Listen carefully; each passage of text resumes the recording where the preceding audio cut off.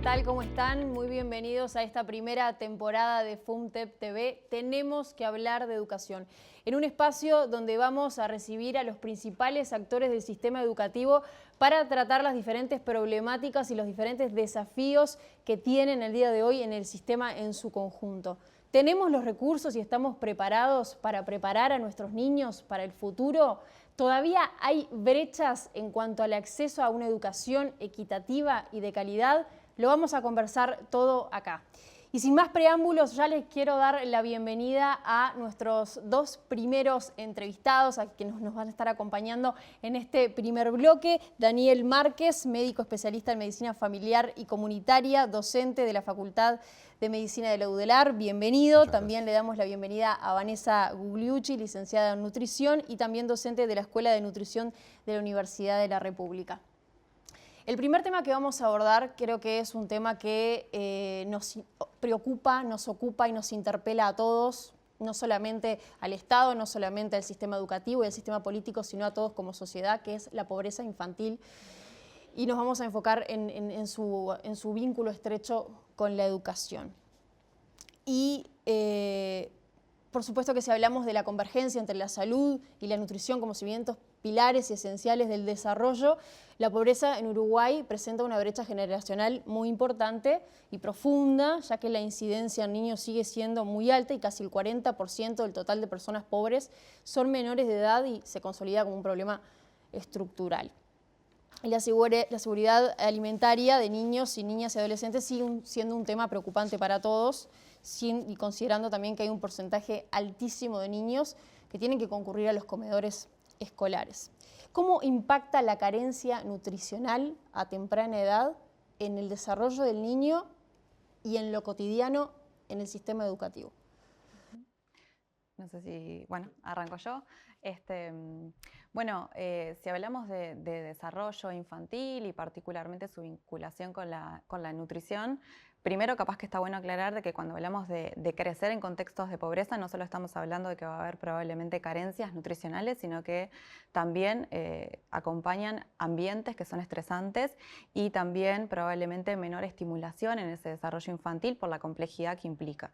Entonces, bueno, habiendo hecho como ese preámbulo, ¿no? En aspectos nutricionales lo que se ve es que a mayor inseguridad alimentaria, menor es la diversidad alimentaria de los niños y las niñas, es decir, se consume menor diversidad de alimentos y eso qué es lo que quiere decir que voy a tener menor diversidad de nutrientes. Entonces ya de por sí estoy conformando un organismo con menos recursos de alguna forma, ¿no? Esa diversidad que encontramos en los alimentos, el hierro, el zinc, el calcio, vitaminas, minerales, están distribuidos en diversidad de alimentos y cuando yo me desarrollo a partir de una alimentación menos heterogénea, menos diversa, probablemente los nutrientes que estoy ingiriendo son menores. Entonces, de alguna forma ya mi organismo va a estar conformado con probablemente muchas de esas carencias.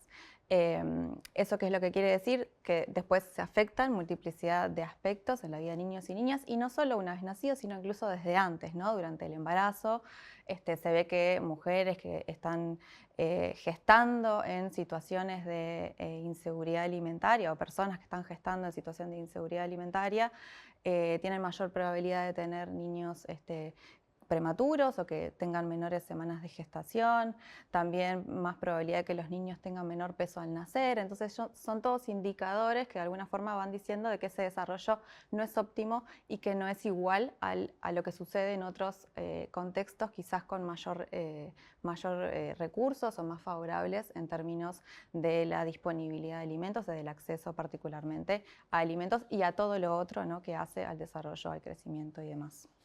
Bueno, y ni que hablar que la pobreza en general es uno de los determinantes más importantes de salud, de problemas de salud. En sí mismo la pobreza genera acciones que repercuten directamente en el desarrollo de los niños, pero también en múltiples problemas que repercuten en la consulta y en el aula. Entonces, esa interfase consultorio, si hablamos de territorio, compartimos territorio, la salud y la educación. Entonces, ese diálogo donde nosotros diagnosticamos por ahí alguna situación de alteración del desarrollo, pero cualquier otro problema de salud, ese intercambio, esa interfase es fundamental para poder avanzar y para mejorar la salud de ese niño, esa niña y también de esa familia. ¿Ustedes creen que se puede revertir eso una vez que se generó el impacto o el daño en el desarrollo cognitivo, en el desarrollo integral de ese niño? ¿Se puede revertir después cuando se detecta esta problemática? Sí, claramente sí, hay que trabajar mucho en reparar el daño justamente, pero los primeros días de las infancias son vitales para su desarrollo y también para poder después vivir como adulto. No solo para el desarrollo, y esto es un problema que es muy a largo plazo, pero que impacta económicamente en el país. Si nosotros atendemos hoy los problemas de salud, alimentación de las infancias, la pobreza de las infancias, si lo atendemos hoy, vamos a poder tener adultos sanos y familias sanas también. Entonces tiene un impacto, ni que hablar ético, pero también, si no lo queremos poner en términos éticos, también en términos económicos. Invertir hoy en la infancia es invertir a largo plazo y ahorrar después y tener adultos justamente sanos. Mencionabas esto del vínculo. Por ejemplo, ¿cuál es la importancia entre el vínculo entre la maestra y el médico? Que, bueno, muchas veces también hay falta de recursos en ese sentido para que se dé ese intercambio, ese feedback, para poder de alguna manera atender al niño de manera integral, porque es un todo, es alimentación, es la educación, pero es el maestro también el que muchas veces detecta situaciones de riesgo en el contexto en el que viven o en el contexto familiar. Sí, yo siempre digo que las maestras saben un montón de salud, incluso más que nosotros. Nosotros sabemos algo de enfermedad, pero de salud saben las personas que cuidan a las personas, que están tiempo. Para poder saber de salud necesitas tiempo, y las maestras están muchas horas con las infancias, ven los vínculos que tienen las infancias, saben cómo se relacionan con su familia. Creo que ese diálogo da mucha información y tiene un impacto directo en la salud de las personas.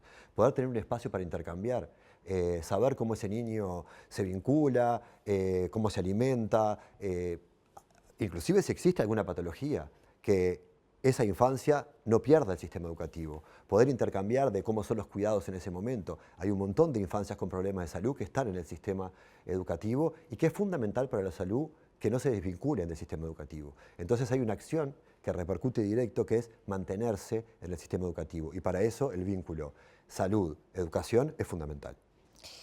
Y hablando un poco de esta investigación sobre seguridad alimentaria y teniendo en cuenta las grandes desigualdades territoriales, ¿es posible visualizar una viabilidad en la educación que sea equitativa en un futuro?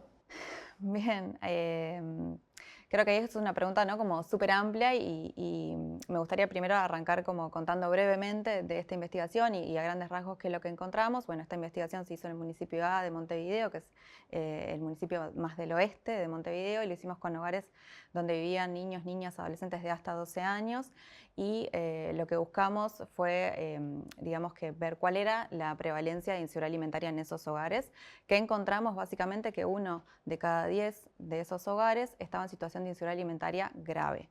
¿Sí? ¿Qué quiere decir que es inseguridad alimentaria grave? Que en el último año, que fue el periodo de tiempo que tomamos de referencia, en ese hogar habían faltado alimentos y alguna de las personas que integra ese hogar había dejado de comer durante todo un día por no tener alimentos.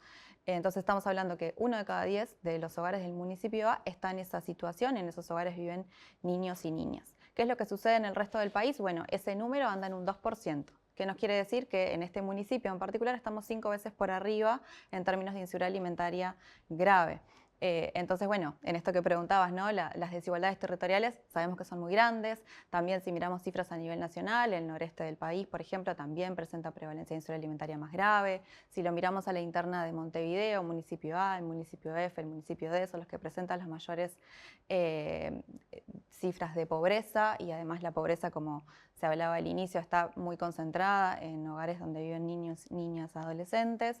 Entonces, bueno, son muchos los desafíos que hay ahí, ¿no? Y también es algo complejo que no puede tomarse desde un único lugar cuando venimos de situaciones de pobreza que se extienden a lo largo de muchas décadas, ¿no?, de transmisión intergeneracional de pobreza, que a veces se habla, y de factores estructurales que hacen de que muchas familias vivan en esas situaciones.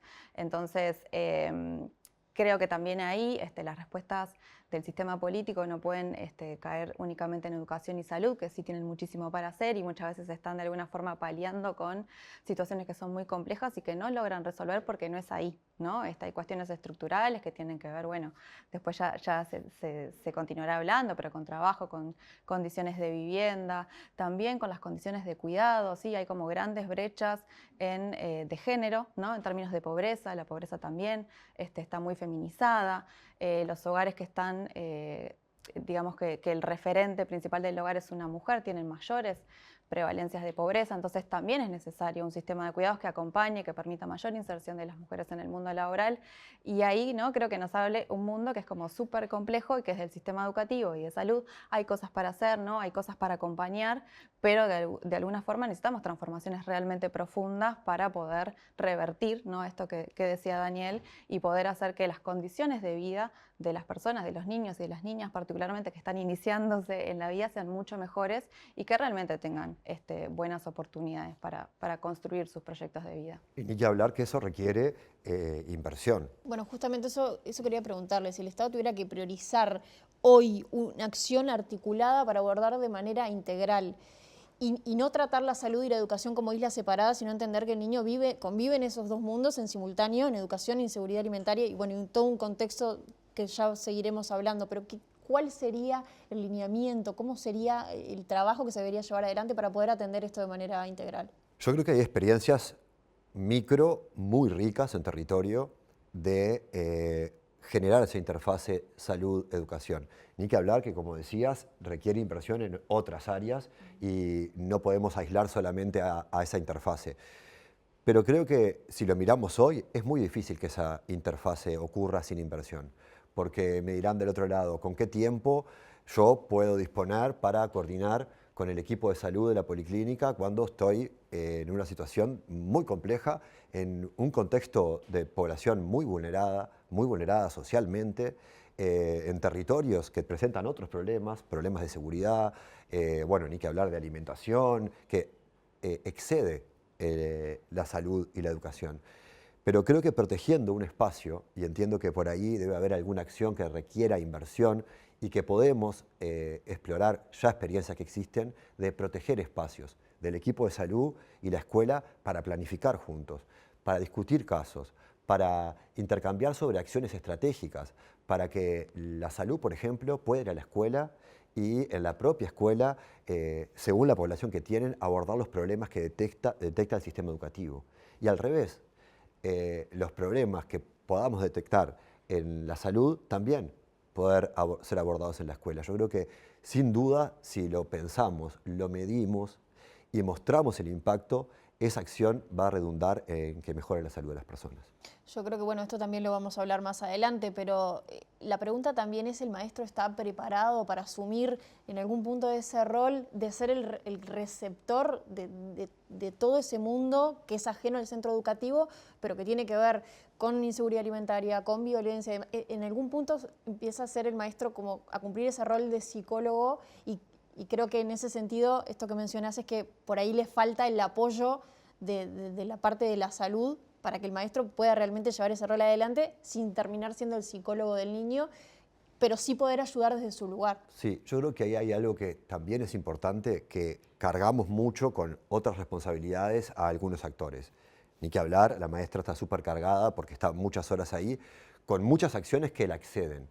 Pero creo que justamente en el aprendizaje entre equipos, justamente hay un nuevo aprendizaje en el primer nivel de atención, que es donde transcurre la vida de las personas, donde se desarrollan, estudian, donde ocurre la vida de las personas, es donde está la escuela y está la policlínica. Entonces creo que se complementan los saberes. Yo no voy a pretender que la maestra sepa abordar una enfermedad, pero sí me va a dar mucha información para que esa enfermedad pueda ser abordada de la mejor forma. Y al revés, yo no voy a pretender incidir en los aprendizajes curriculares de la infancia, pero seguro hay cosas que la maestra va a tener en cuenta de la información que yo le voy a dar para que esa adaptación curricular se pueda dar. Entonces, creo que entre el saber de ambos se puede generar un neosaber, un nuevo saber para avanzar. También quería preguntarle sobre la desvinculación escolar. ¿Ven ahí un vínculo entre la inseguridad alimentaria y todo este contexto en el cual se desarrolla el niño y la desvinculación temprana? Sí, en realidad hay indicadores, ¿no?, a nivel país que plantean que sí, que existe desvinculación sobre todo no más a nivel de enseñanza media, pero que de alguna forma eso comienza, el comienzo es ¿no? ahí. Empieza como a identificarse anteriormente, hay mayor ausentismo escolar muchas veces en las familias que tienen menores ingresos, entonces sí, eso nos habla de que las condiciones de vida y particularmente la situación de pobreza hace que sea más difícil, digamos, esa trayectoria educativa para esas infancias. Sí, y cuando sabemos que permanecer en el sistema educativo y cuando vemos el abandono o lo que ocurra desde vinculación dentro del sistema educativo genera mayor posibilidad de que ocurran otras situaciones. Por ejemplo, pues, la educación protege mucho de situaciones de violencia, protege mucho de las personas puedan adquirir habilidades y destrezas para su futuro. Entonces, ahí hay una acción que es muy directa, ¿verdad? Mencionábamos más temprano que hay muchos niños que dependen casi que pura y exclusivamente, corríjanme, de la alimentación escolar. ¿Creen que se necesitan más programas o políticas de atención, de seguimiento del niño? Porque tiene quizás la alimentación escolar garantizada, pero ¿qué pasa con ese niño cuando vuelve a su casa, cuando el fin de semana no tiene ese apoyo? ¿Creen que ahí también hace falta fortalecer este espacio entre que el niño sale de la escuela y quizás hizo su última comida allí y por lo menos intentar darle una trazabilidad a ese niño el fin de semana? ¿Cómo se podría articular eso? Uh-huh. Sí, bueno, y es como también, ¿no? Es bastante complejo, si bien hoy en día el programa de alimentación escolar está muy extendido y realmente, ¿no?, cubre la alimentación o buena parte de la alimentación de muchos y muchas niñas. Sin dudas, ¿no?, sucede eso de, bueno, ¿qué ceno después? ¿No? ¿Qué sucede los fines de semana? ¿Qué sucede durante el verano? ¿Qué sucede en las vacaciones?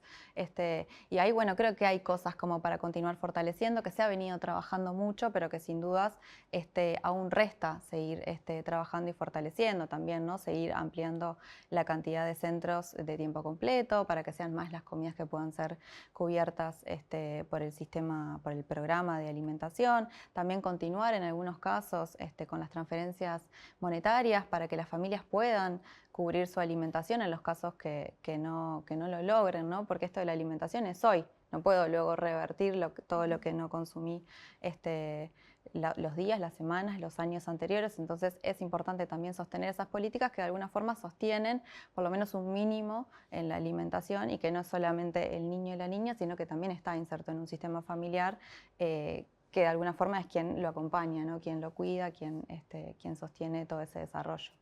No, y atendiendo estos problemas también es importante porque muchos se producen y son irreversibles. Podemos trabajar mucho en reparar el daño, pero muchos de los problemas que ocasionan ¿Qué casos, por ejemplo, señor? Y no, seguro que en la alimentación, si tenés estás desalimentado durante muchos años, sin duda ocurren problemas de salud vinculados a menor adquisición de conocimientos por alteraciones del desarrollo y alteraciones del desarrollo que van desde todo punto de vista, desde lo vincular a todas las áreas. Es que si arrancamos de la base, es imposible enseñarle a un niño que viene con hambre. Seguro. Que llega al centro educativo con hambre, está pensando en que va a recibir su desayuno. Es muy difícil captar que ese niño, captar la atención de ese niño para... Sí, con hambre y también con un montón de incidencia de otros problemas de salud. Totalmente. Entonces no coexiste solamente como la pobreza infantil. La pobreza infantil determina la salud de las personas y ese niño va al aula cargado de problemas de salud, que implica un montón de otras cosas. Patologías físicas, patologías de salud mental. Entonces, en el aula, ahí ocurre justamente, estamos viendo el camino de la desvinculación, porque un niño enfermo no puede mantenerse ahí, con lo importante que es que se mantenga. Entonces tenemos que generar acciones para mantenerlo dentro del sistema educativo. Bien, para cerrar un poco este tema, quería pedirles una reflexión final sobre esta vinculación entre la seguridad alimentaria, la inseguridad alimentaria y la educación. ¿Qué nos está faltando? ¿Qué nos está faltando también como sociedad?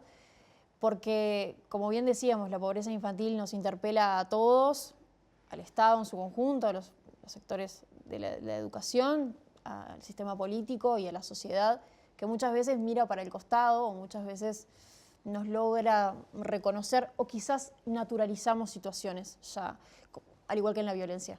Al igual que lo que está ocurriendo con la violencia, empezamos a naturalizar todo lo que está ocurriendo también en el entorno de los centros educativos.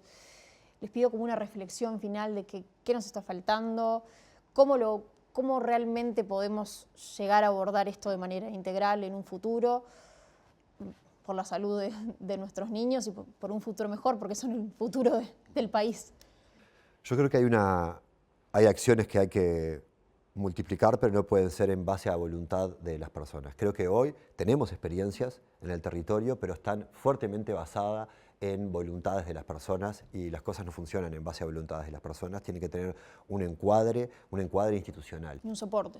Pero un encuadre institucional, una inversión, tiene que estar bien delimitado, tiene que ser espacios protegidos. Entonces creo que sí hay muchas experiencias de la camiseta que tienen puestas las personas que trabajan en territorio. La maestra, los equipos de salud, la gente que trabaja en el sistema educativo, rema y lleva adelante con dos escarbadientes la situación de pobreza y vulnerabilidad que tienen los territorios hoy. Entonces creo que requiere inversión y requiere compromiso para que eso deje de ser una experiencia atracción a sangre y pase a ser experiencias institucionales.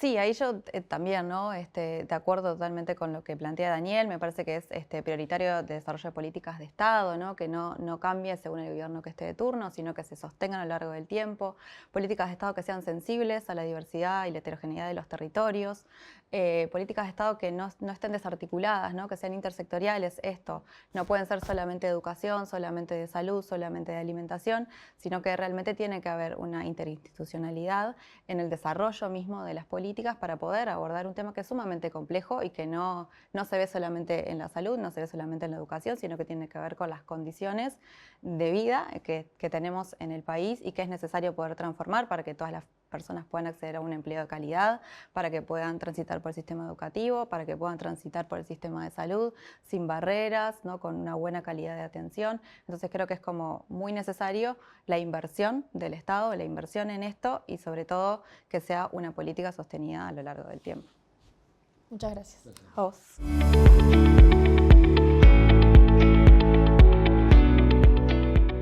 Y seguimos hablando de pobreza infantil y de su impacto en la educación y es inevitable abordar el tema económico, costos y presupuesto. Y para ello recibimos al economista Pablo Darrocha. Bienvenido, Pablo, es economista, docente universitario y también integrante del Instituto Cuesta Duarte. Bienvenido, ¿cómo estás? Muy bien, gracias. Pablo, analizando los puntos claves de la plataforma reivindicativa, la pregunta que nos hacemos es ¿cuál es el cálculo del impacto presupuestal necesario para cubrir estas demandas y la viabilidad económica de estas propuestas? Bueno, en primer lugar me gustaría dejar en claro que el problema en la educación no se reduce a respuestas que pudiéramos dar dentro de la educación. De hecho, los problemas vinculados a la educación, los resultados educativos, están fuertemente asociados a las desigualdades de origen. Por lo tanto, la mirada de la educación debería abarcar una mirada mucho más integral, con algunos gabinetes interinstitucionales. Eso en primer lugar. Sin perjuicio de eso, es verdad que desde la FUM hemos hecho algunos análisis y hay una reivindicación de carácter histórico ya de alcanzar como piso un 6% del Producto Interno Bruto de nuestro país más un 1% para investigación. Pero esto, bueno decirlo, es un piso. No es que se haya hecho una cuantificación exacta de las demandas, necesidades y desafíos que tiene la enseñanza y adjudicarle ese valor. Seguramente, de hecho, es superior a ese monto. Ese es un dato, en todo caso, que nos podría aproximar a de repente una comparación internacional. Pero bueno, ahí la realidad muestra de que hace mucho tiempo estamos muy lejos de alcanzar, e incluso la tendencia no es hacia el 6, sino que estamos desacelerando fuertemente esa trayectoria que en algún momento fue auspiciosa, por allá en el 2019, pero a partir del 2020 empezó a decaer y hoy está estancada y con tendencia a la baja. Bien. En el marco de la próxima rendición de cuentas, ¿es viable incluir alguna de estas reivindicaciones con el presupuesto que se cuenta hoy? Bueno, la reivindicación en la enseñanza se sostiene desde la ley de presupuesto, ya es histórica. El problema que tienen las rendiciones de cuenta, las sucesivas rendiciones de cuenta, como esta que se tiene que presentar, es que no hay posibilidad de incrementar los recursos, sino que la discusión es cómo se van a redistribuir. Y eso implica que, bueno, si se fortalece la enseñanza, lamentablemente alguien va a quedarse sin esos recursos o ese programa sin recursos. Nosotros seguimos insistiendo que hay otras vías de financiamiento, por fuera incluso, que pueden ser por fuera del presupuesto nacional, que podrían... ¿Cuáles, por ejemplo? Y bueno, hay una propuesta que se está impulsando obviamente desde el PIT-CNT en torno a gravar al capital, fundamentalmente el 1% para los más ricos, que es como se conoce, y en ese sentido direccionar puntualmente esos recursos para atender no estrictamente a la educación, pero sí a la pobreza infantil, donde obviamente el vínculo es ineludible. Vuelvo al punto anterior.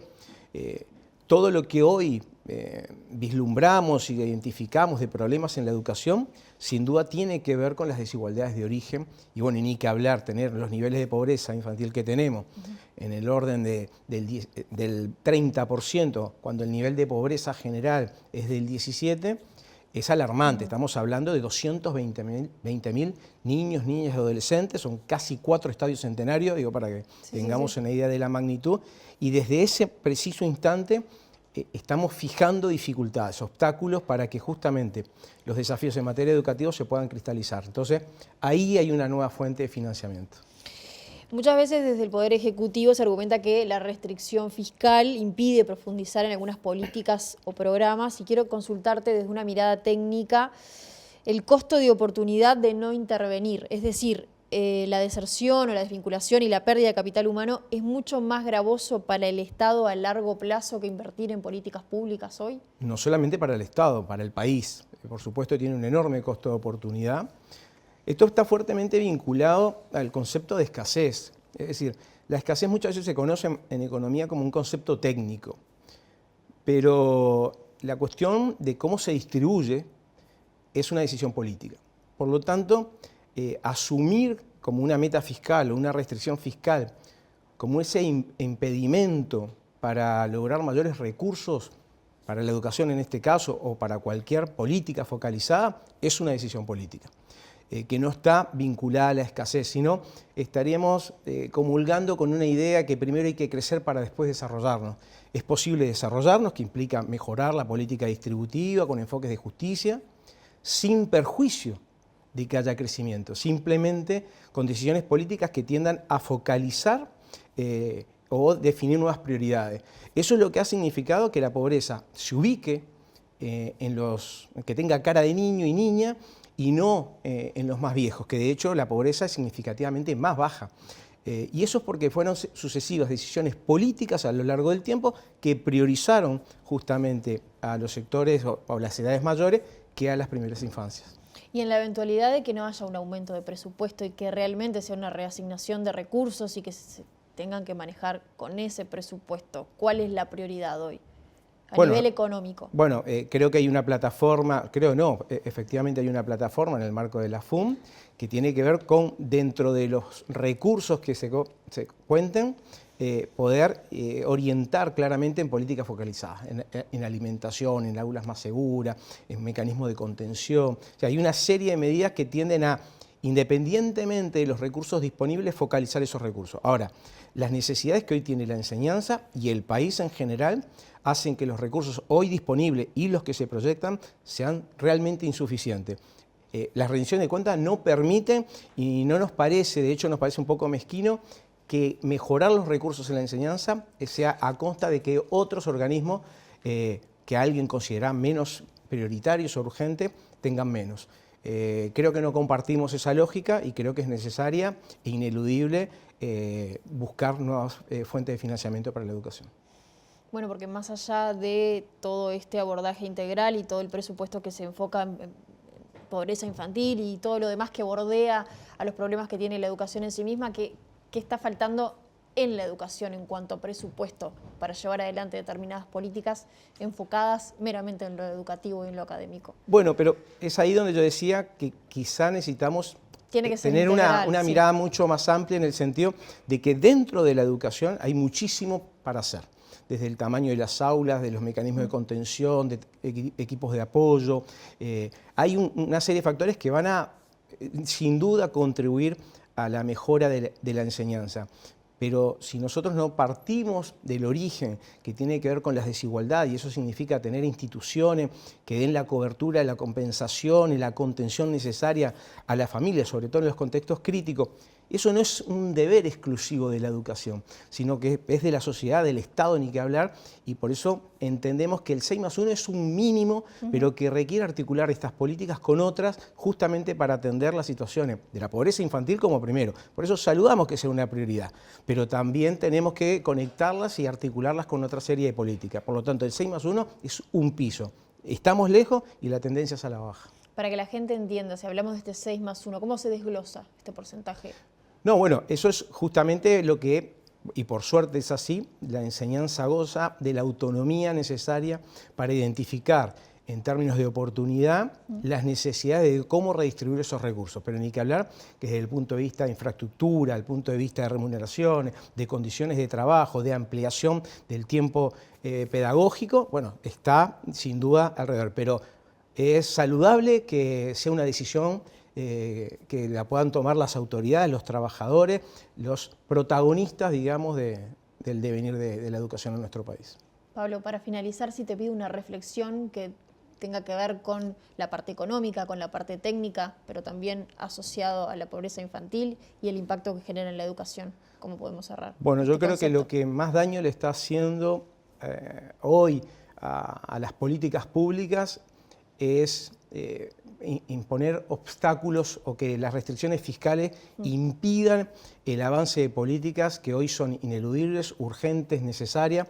Yo creo que avanzaríamos bastante más en la medida que no hagamos del déficit fiscal una limitante para definir nuevas prioridades. Gracias. No, gracias a ti.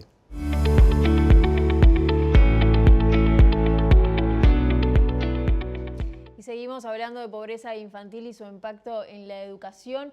Y en esta oportunidad vamos a abordar trayectorias educativas, también el programa de maestras comunitarias. Y para ello ya tenemos el placer de recibir a Alejandra Pereira, maestra, secretaria general de la FUMTEP, también integrante del secretariado ejecutivo del PIT-CNT, con una larga experiencia como maestra comunitaria, bienvenida, y también a Paola López, secretaria general de ADEMU y también maestra desde el año 2011, maestra comunitaria. ¿Cómo están? Bienvenidas primero. Lo primero que quiero consultarles es por qué esta figura es fundamental para combatir la pobreza infantil, cuál es el rol que hoy ocupa la maestra comunitaria y por qué se reclama que esta función sea reconocida como un cargo y no como una función. Bien, es un rol, capaz que para ponerle un poco de historia, que arranca con su protagonismo allá por el 2005, en que claramente el contexto social, ¿no?, y económico de las poblaciones que justamente eran las que asistían a la escuela, requirió este pienso de ese rol que generara el puente con las familias, sobre todo con las madres, ¿no?, en una situación de analfabetismo, de la necesidad justamente de desvincular a niñas y niñas que no estaban concurriendo a la escuela pública. De ese momento ahora, ¿no?, 20 años después, ha transitado por mejoras y retrocesos, ¿no? Esta reivindicación de que justamente sea un cargo para darle estabilidad, para darle otro reconocimiento, viene a la luz de las tareas que venimos haciendo, ¿no? Esta cuestión de justamente articular con la familia en territorio, en momentos en donde las políticas sociales por ahí sí tuvieron un auge en territorio, requirió unas tareas. Luego, en la última administración, en donde hubo un desmantelamiento de las políticas sociales, claramente ese rol adquirió mayor protagonismo porque eran las únicas que estábamos en las escuelas para poder acompañar a las familias en esto de poder acceder a la salud, en acceder a documentación, a las cuestiones básicas que hacen a una persona que adquiera su rol político en la sociedad, ¿no? Cuando estamos diciendo de personas que quizá no tienen una documentación, no tienen la cédula, no tienen una credencial, que a su vez la excluye del resto de la vida en sociedad. En los últimos tiempos seguimos peleando por esta cuestión del cargo, hubo pérdida salarial, hubo pérdida de esas condiciones de trabajo, pero nosotros seguimos defendiendo esta necesidad de ese papel en la escuela que genera ese puente que es justamente la que hace visible esas situaciones de deterioro de la familia en el entendido de las violencias estructurales que en territorio se visualiza, de la falta de acompañamiento de la salud, de esto que decimos del acompañamiento en las distintas falencias que van teniendo, carencias, mejor dicho, que las familias tienen, las distintas configuraciones que se van dando, ya sea por las familias que tienen pérdidas de sus referentes, ya sea por los que están privados de libertad, ya sean por los que no están más en la familia, y son los niños y las niñas las que viven esa desprotección. Entonces, la maestra comunitaria, que a su vez genera esa construcción de escuela comunitaria, que entendemos que es crucial y que hoy por hoy en los territorios, tanto urbanos como rurales, son fundamentales, han sido fundamentales, y a su vez desde la política, desde los referentes de política se los entiende y se valoriza, pero no así en las condiciones materiales y de trabajo, y entendemos que todas las escuelas y jardines de nuestro país deben tener esa figura que es crucial, ¿no? Para que justamente las familias sientan que la escuela pública está en todas partes. No solo hoy tenemos una escuela diferente, que cuando decía Pola se genera el programa de maestra comunitaria en el año 2005, que te enfrentaba solo al problema de la pobreza. Hoy el problema de la pobreza está cruzado por el narcotráfico y por otras situaciones más de falta de trabajo, de los salarios bajos, que implica la figura de una escuela diferente. Dentro de eso es la universalización, como decía ella, de las maestras comunitarias como un cargo y no como una función, pero eso solo no alcanza. Nosotros tenemos como en la plataforma reivindicativa reducir el número de alumnas y alumnos por grupo y más recursos humanos dentro de la escuela. Y eso tiene que ver además con más maestras de apoyo, con más maestras flexibilizadoras y con más brazos que orienten a las situaciones que están explotando adentro de cada aula en todo lo ancho y largo del país. Más allá de la falta de recursos humanos y demás, ustedes mencionan este trabajo de la maestra comunitaria es muy integral, aborda muchos temas que el niño vive en su contexto y es en algún punto articulador entre las familias, entre el territorio, entre lo que está pasando a nivel de violencia, en lo que está pasando a nivel de inseguridad alimentaria que hablábamos más temprano. ¿Cómo es para la maestra abordar todas esas temáticas al margen de lo académico? ¿Y qué hace falta de recursos para poder llevar esta tarea adelante? Porque también la maestra necesita su apoyo para poder atender esta situación que es muy compleja y que atraviesa muchas partes de la vida del niño y de su contexto en general. ¿Qué está faltando además de recursos humanos y equipos más interdisciplinarios que puedan apoyar? Bien, sí, esto que tú bien decís, claramente nosotros siempre en los espacios que tenemos de discusión, no solo lo sindical, sino desde lo pedagógico, de los encuentros que las maestras comunitarias tienen en los nodos educativos, en los propios nodos de maestras comunitarias, a diario surge esto porque, y surge también en otras discusiones de colectivos docentes, en el sentido de quién cuida a los que cuidamos, ¿verdad? Porque como maestra comunitaria tenemos distintas líneas de trabajo, que está la alfabetización en hogares, está el trabajo con las familias en grupos justamente de pensar la inserción pedagógica de ellas en las escuelas, está la línea de integración educativa que niñas y niñas acuden a contraturno en la escuela a desarrollar distintas tareas mediadas por el arte, mediadas por lo que tiene que ver con el multigrado, con no sé, proyectos de huerta, proyectos de educación física. Está la línea de transición educativa que justamente hace ese nexo, tanto en educación inicial a primaria como desde primaria a media, que es el trabajo con los sextos años, para justamente ir acompasando ese gran paso. Y bueno, y hay otras líneas que tienen que ver con una aceleración, que es como en aquellos casos que por algún rezago escolar hay niños y niñas que están preparadas para volver a reinsertarse, digamos, en el grado que le estaría correspondiendo. Pero en todo esto que estamos diciendo se media la tarea por estas cuestiones de articular con esos equipos multidisciplinarios, que también es una reivindicación de la federación, de que sean más y que tengan cierta especificidad en algunas tareas. Hoy por hoy los integrantes de este programa del PED, que abreviamos, de Escuelas Disfrutables, se integran a los nodos de comunitaria para trabajar, ¿no? A veces en un modo de ateneo, de situaciones y demás que ayuden a todos los referentes comunitarios a poder acompañar. Pero claramente la otra tarea que tiene que ver con las redes, el articular con las policlínicas, articular con los pocos actores del MIDES que están en territorio, con las otras instituciones, ¿no? Sean CAIF, sean liceos, sean club de niños, requiere una tarea continua. Bueno, lo decía anteriormente en el otro bloque Daniel, en el sentido de que no puede ser que quede en voluntarismo, ¿no? Esta cuestión de que la política social junto con la política educativa tiene que estar con claras tareas y acciones. ¿Ustedes sienten eso? ¿Que hoy hay más un impulso vocacional por parte de la maestra y de compromiso y no en lo que tiene que ver con políticas públicas y asignación de recursos para mejorar esto? No, eso, más vocacional. Eso tal cual, porque pasa con la policlínica también, con quien articulás, con la NERS, con la médica de familia, pasa a nivel, esto que decíamos, las poblaciones rurales que también tienen esos actores. Lo que está claro acá es que precisamos que haya esa bajada de política estatal en territorio, ¿no? Porque hay cuestiones, por ejemplo, una de las líneas educativas es la extensión del tiempo pedagógico, y las maestras comunitarias somos justamente un protagonismo en esto, porque todo lo que se desarrolla es a contraturno, pero no puede quedar librado a que la escuela sea la que disponga que no tengo este recurso, va la maestra comunitaria porque necesita estar a cargo, acompañar un desajuste de un niño o una niña, y tiene que dejar su planificación de grupo por otra cosa. Entonces hay una realidad, esto que decía Alejandra, hoy cotidiana en las escuelas y jardines, que desdibujan ciertos roles y funciones, y la maestra comunitaria no queda fuera de este desdibujamiento.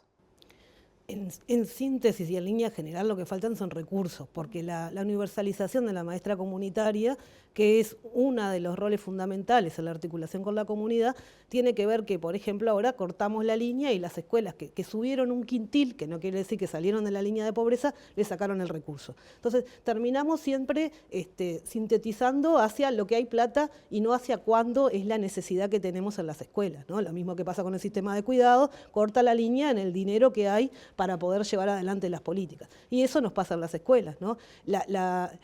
El cambio en la educación que se dio ahora fue perdiendo 300 cargos de maestros en reajustes. Entonces, eso hizo que se pudiera generar más profesores de educación física. Sin duda que son necesarios, pero no a costa de perder cargos docentes, que hoy tenés un rango de escuelas, las que tienen más cantidad de tiempo pedagógico, con 30 niñas y niños y más. Y eso es una realidad, que entre la diversidad que hay en la escuela, que sigue en un modelo graduado y que no se acumula a cambios que hoy la sociedad necesita, va en contrapunto de que se necesita recursos. No podés pensar que una maestra, frente a una situación de descontrol de un niño, sale a atender al niño y quien queda con el resto de los 30. Entonces, esas situaciones son las que nos explotan en las escuelas, que el maestra comunitaria tiene una referencia fundamental, porque es el que articula fuera de la escuela, fuera del territorio del centro educativo. Pero hoy los territorios están complejos también. Entonces, hay una realidad que sintetiza que la educación necesita más presupuesto, y no estamos en esa situación hoy en la discusión de la rendición de cuentas.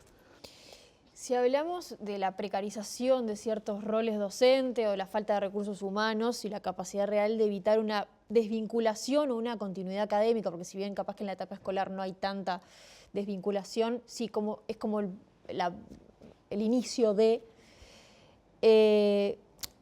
¿Cómo se vincula esta precarización y esta falta de recursos humanos con esta desvinculación, esta continuidad académica, pero también para brindar educación de calidad? Para brindar educación de calidad necesitamos un ratio distinto de 30 niños en las escuelas. Necesitamos más figuras adentro, maestras de apoyo, maestras flexibilizadoras, maestras comunitarias, universalizarlo y no solo pasar la línea donde me dio la plata y en el contexto de grado que es 3, que es vulnerable tanto como el 2, como se me acabó el dinero, se me acabó la continuidad de política pública. Falta invertir, no hay otra cosa. Si no se invierte en educación, la precarización laboral quiere decir que las maestras comunitarias trabajan de marzo a diciembre y cobran solo por eso. Sin embargo, tienen otro cargo efectivo por sus otras 20 horas y no está dignificada esa tarea que es fundamental. O sea, no nos alcanza con los discursos políticos de decir, no significa la escuela pública es fundamental y hoy la pobreza, los niños pobres van a la escuela pública y dejarlo ahí y después no tener esa calidad. Y también tiene que ver el tema edilicio, ¿no? Lo que decía hoy Pablo en cuando hablaba, tenemos aulas precarias, aulas que se llueven, aulas que no son la condición distinta que deberían tener los niños en situación de pobreza. Tener una realidad distinta que estimule que esas 8 horas, 7 horas, 4 horas las pasen en una condición diferente. Y todo eso se cierna otra vez en la línea de cuánto invertís y cuánto te queda en ese discurso público que decís la educación es fundamental y cada campaña electoral encontramos eso como el punto 1, pero después salimos a luchar por tener condiciones de trabajo dignas y una mejor educación pública. Sí, no, y con respecto a esto de la proyección que tiene que ver con las trayectorias educativas, es decir, en ese proceso de poder continuar y ir previendo y anticiparse y justamente disponer los recursos para que no se llegue a una desvinculación, acá es crucial esta cuestión de la interconexión de las políticas sociales, ¿no? Que es esto que decimos, en la escuela pública se genera un caudal de información del niño, de la niña, de la familia, que no siempre, y es uno de los grandes problemas que tenemos, que no hay interconexión con la salud, que era lo que mencionaban hoy más temprano. En algunos casos quizás se da, en otros no.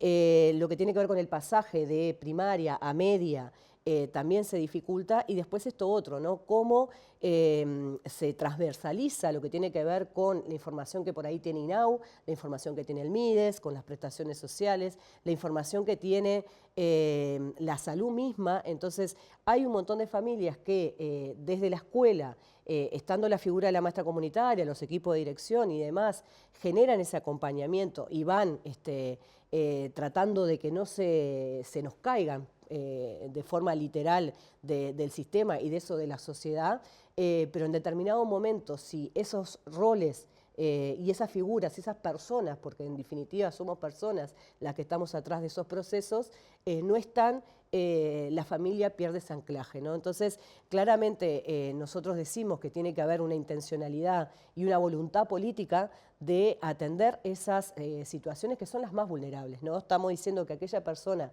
que se desvincula, aquel niño, aquella niña que por ahí ingresa al sistema de educación media y no sostiene, o que egresa de primaria sin tener adquirido todos los elementos básicos como para poder proyectar una continuidad en el sistema educativo, claramente está mediado por el trabajo de sus propios padres, madres o referentes familiares, las condiciones de la vivienda, las condiciones del entorno territorial, y ahí tenemos situaciones bien complejas, no solamente en la capital, en el resto de las ciudades más complejas urbanas, que son atravesadas por situaciones que necesita que la política social de verdad esté con ellos en la atención, ¿no? Porque se nos caen del sistema y luego sabemos que se transforman en números, son los números de pobreza, son los números de pobreza infantil, son los números que luego son partes de otras políticas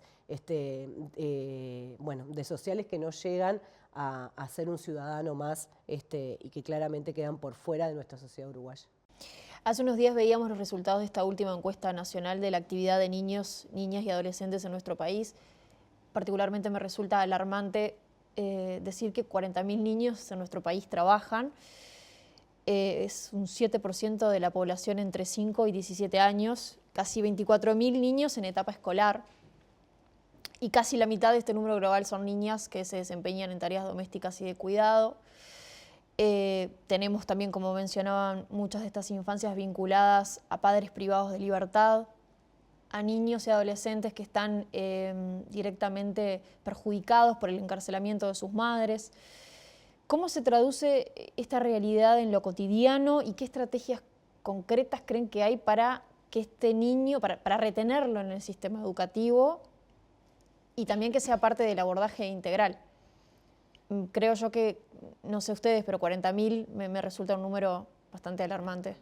Es parte de la reflexión como sociedad que estamos diciendo, ¿qué nos está pasando? 40.000 niños están trabajando, el Estado tiene que estar presente en esas situaciones de inspección, pero en este caso el sistema de cuidados tiene que estar presente. Hoy también se bajó la línea en cuanto es lo que están necesitando el sistema de cuidados, no están pudiendo, y esas niñas que cumplen un rol que no deberían estar cumpliendo, también tienen una realidad social de sus propias familias desarticuladas. Y tiene que ver con la pobreza infantil y tiene que ver con los sistemas de pobreza.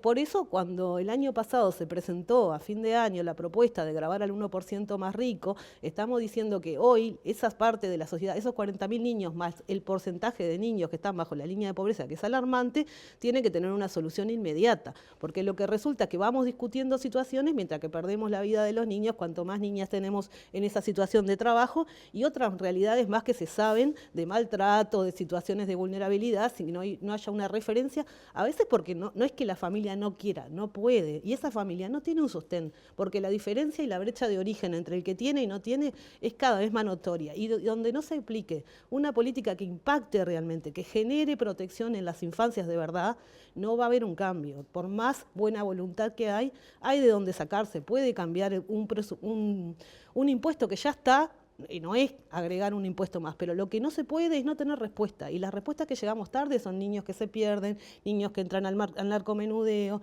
niños que están con la familia niñas que están haciendo cuidados en las casas, y niñas que están por fuera del sistema educativo.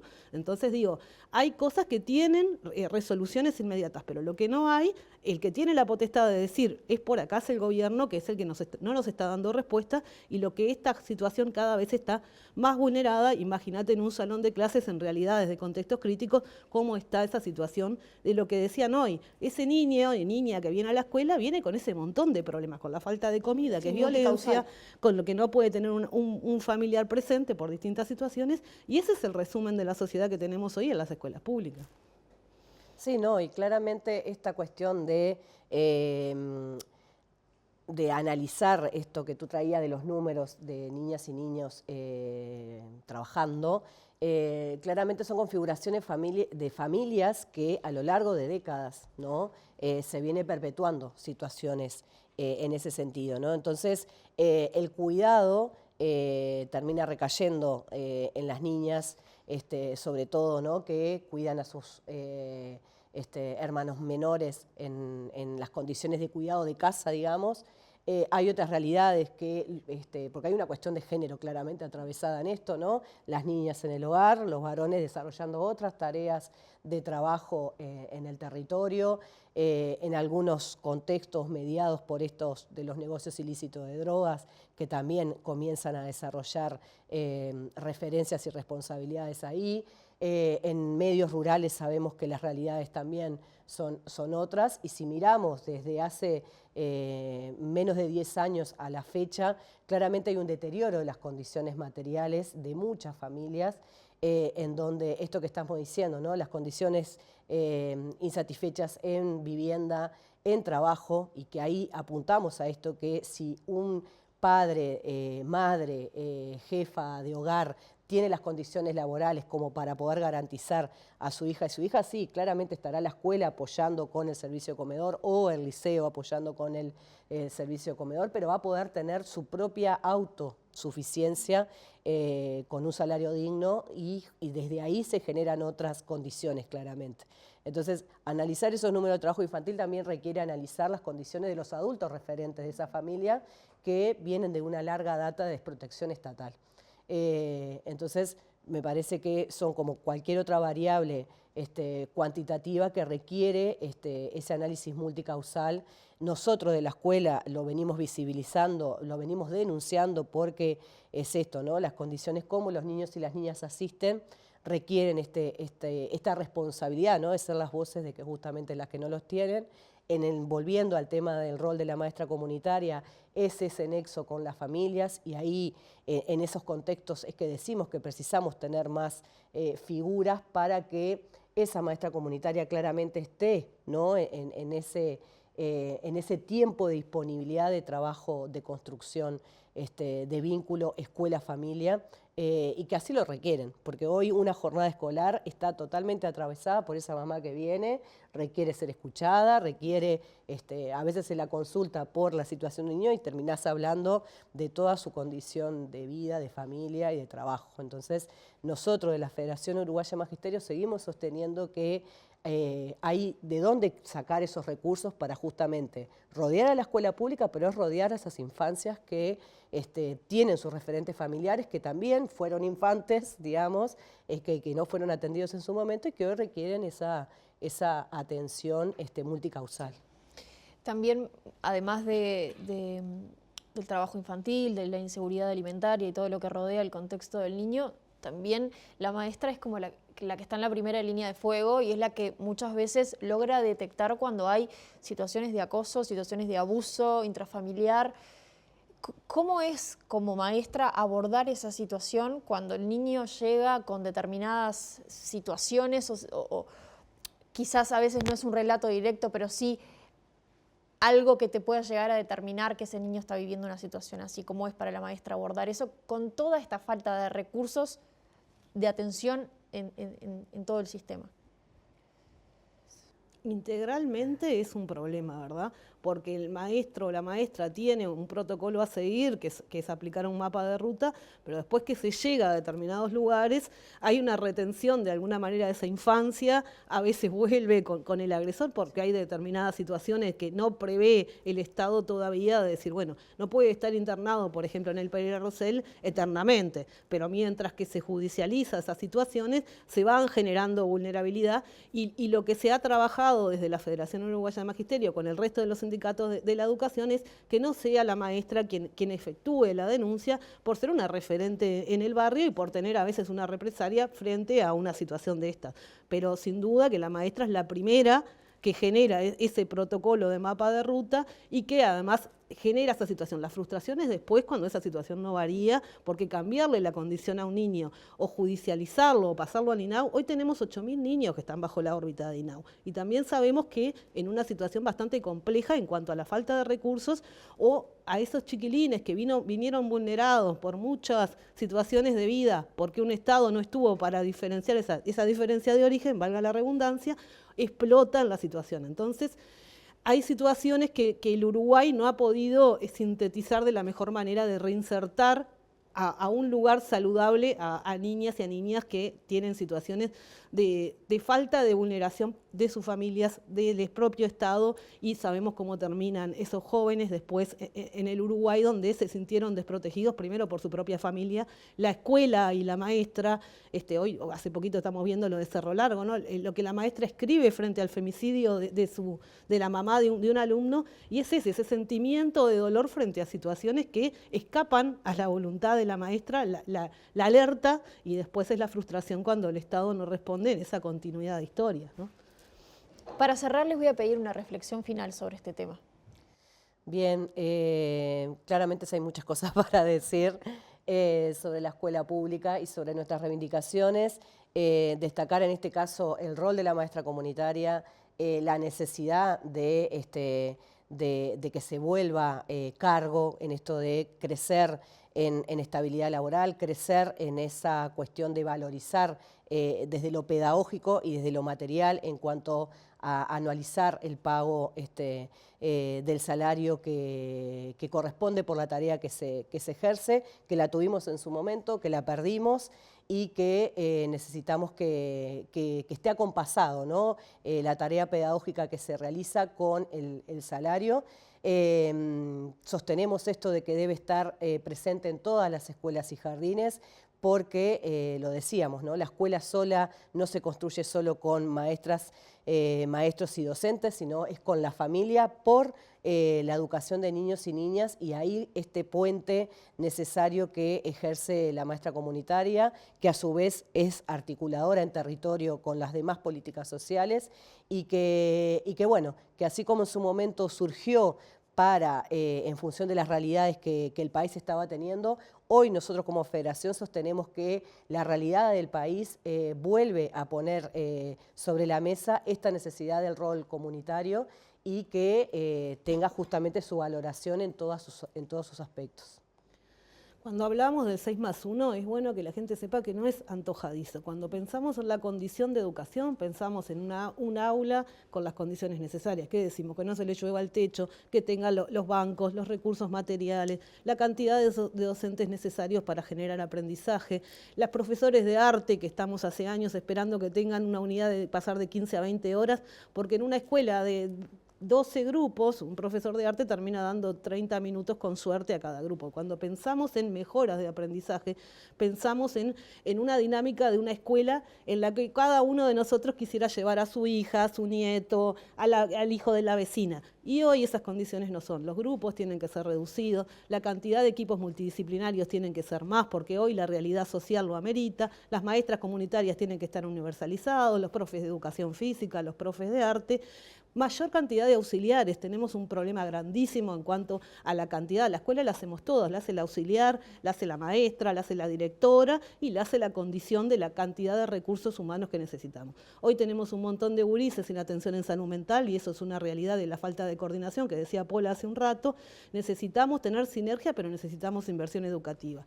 Hoy la escuela está como está por falta de inversión y esa es la síntesis que le tiene que quedar a la sociedad. No es que los sindicatos reclamemos solo por nuestro salario, también reclamamos por nuestro salario porque es nuestro derecho como trabajadora y trabajador. Pero hoy la condición de una escuela es entrar solo a la escuela pública como para darnos cuenta cuánto falta mejorar. Y mejorar la escuela pública es mejorar el futuro del país, es invertir en el Uruguay que todos deseamos que sea y hoy estamos bastante lejos del horizonte ese que tenemos de reivindicar. Y esta rendición de cuentas que se viene es definitorio porque no hay un margen de una ampliación presupuestal, sino de esa reasignación que decía Pablo, sacarle a otro organismo estatal que también lo necesita. Entonces, entendemos que pensar la escuela pública es pensar en la calidad de la educación que todos queremos para cualquiera de los gurises que hoy están en la escuela.